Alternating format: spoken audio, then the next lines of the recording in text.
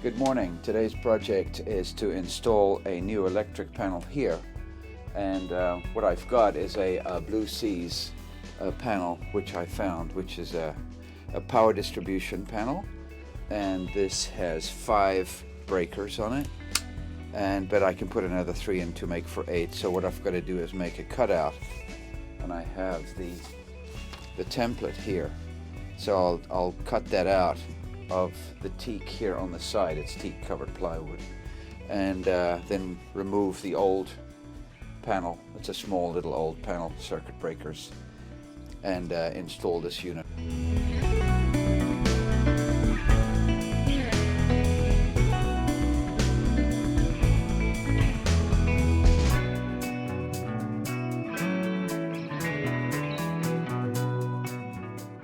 So my hole is done, and here is what came out.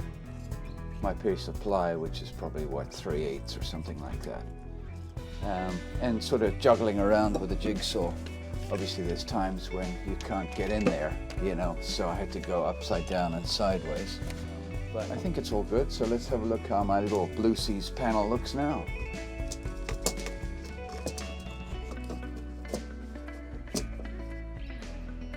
It seems pretty good. I've wired the panel, got my positive wire here and my negative wire there, and I've connected the little lights so you can see the lighting is here. I've just got to put the various little stickers on. So this is, and Blue Seas has a whole slew of these little stickers that you can put on running lights, compass light, refrigerator, so I can put them whatever I use. And then if I need more circuit breakers, I'll just add more of these little. I'll get some of these, the newer ones. These are the old ones that came out. I'll pop those in, and then I'll end up having 8 of them. As I mentioned earlier, there's a big gaping hole, so if I do a nice thin, maybe a 32nd or a 16th plate, a black plate, it'll cover everything really nicely. And now what I want to do is I'm going to install one of these USB. Obviously the boat's old, so it doesn't know what USB is, but this is a dual USB port. Blue Seas makes these, and so that way I can charge my iPad, and I'll just drill a hole here, pop this in, and then run the wiring around the back to this first switch here, which is for the accessory. And then the ring goes on the back on the inside.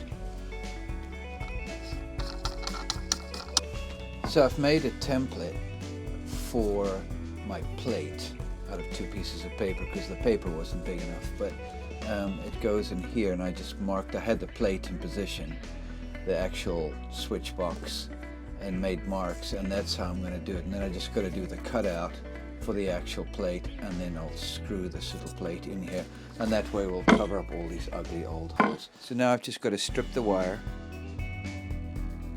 I don't have a really fancy stripping tool, but something, it works.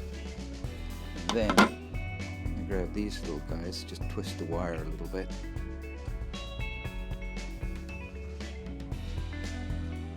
Put that on there. Grab my crimping tool.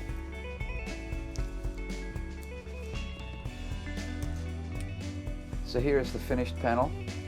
I've put the last of the circuit breakers in, so now we have 8, a bunch of 15s, a 10, and a 30.